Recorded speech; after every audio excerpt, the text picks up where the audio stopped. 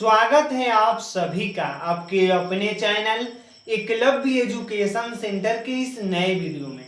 दोस्तों, आज के इस वीडियो में हम यह जानने का प्रयास करेंगे कि बरसात के मौसम में खीरा की खेती कैसे करें, अर्थात खीरा के बुआई से लेकर उसके फल लगने तक की सभी प्रक्रियाओं पर विस्तार से जानकारी प्राप्त करने की कोशिश करेंगे इस वीडियो में। और इसके साथ यह भी जानने का प्रयास करेंगे कि खीरा की कौन से हाइब्रिड वेराइटी का चयन करें जो हमें ज़्यादा से ज़्यादा पैदावार देने में समर्थ हो सके। और इसके साथ यह भी जान लेंगे कि अपने खीरा के फसल में कौन कौन से खादों का प्रयोग करें जिससे जो हमारा खीरा का फसल है अच्छे तरीकों से ग्रोथ कर सके और उसमें ज़्यादा से ज़्यादा फूल और फल लगने की संभावनाएं बढ़ सके। तो चलिए इस बेहद ही महत्वपूर्ण वीडियो की शुरुआत करते हैं।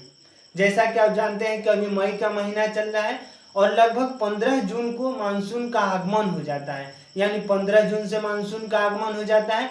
तो इस समय यह बेहद ही महत्वपूर्ण हो जाता है कि खीरा का हम हाइब्रिड वेराइटी का चयन कर लें। अगर इस समय हम हाइब्रिड वेराइटी का चयन कर लेंगे तो निश्चित तौर पर जैसे ही मानसून का आगमन होगा हम आसानी से खीरा की खेती कर सकते हैं। तो आइए समझते हैं कि खीरा की कौन कौन से ऐसे हाइब्रिड वेराइटी है जिसकी अगर हम खेती करते हैं तो हमें ज़्यादा से ज़्यादा लाभ देखने को मिल सकता है। तो उसमें सबसे पहला है वीएनआर क्रिस हाइब्रिड, यानी वीएनआर क्रिस हाइब्रिड खीरा की एक हाइब्रिड वेराइटी है जिसकी खेती लगभग भारत के सभी क्षेत्रों में किया जा सकता है और मुख्यतः उत्तर प्रदेश, बिहार जैसे क्षेत्रों में इसकी खेती ज़्यादा की जाती है। और इसके साथ अगला है स्वर्ण पूर्णिमा, यानी स्वर्ण पूर्णिमा भी है खीरा की एक हाइब्रिड किस्म है। और इसके साथ है पूसा संयोग किस्म और उसके साथ अगला है पंत शंकर खीरावन। तो इस तरह से आपके सामने इस मतलब कुछ हाइब्रिड वेराइटी है। अगर इनमें से किसी एक का चयन करेंगे और खेती करेंगे तो निश्चित तौर पर आपको ज़्यादा से ज़्यादा लाभ देखने को मिल सकता है।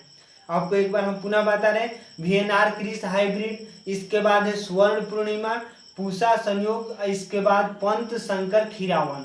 तो इन 4 हाइब्रिड में से किसी एक का चयन करिएगा और अगर खेती करेंगे तो निश्चित तौर पर आपको लाभ देखने को मिल सकता है।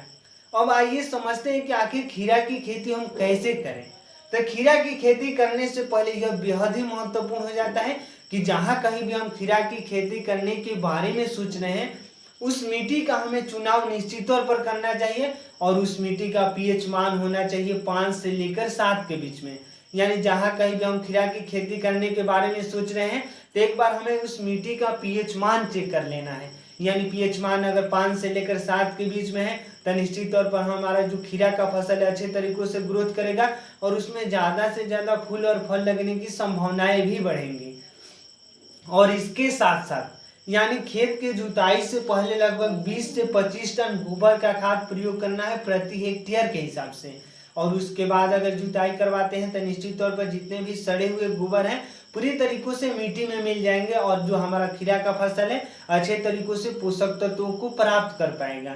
और इसके साथ हम नाइट्रोजन, फास्फोरस और पोटास का प्रयोग करना है।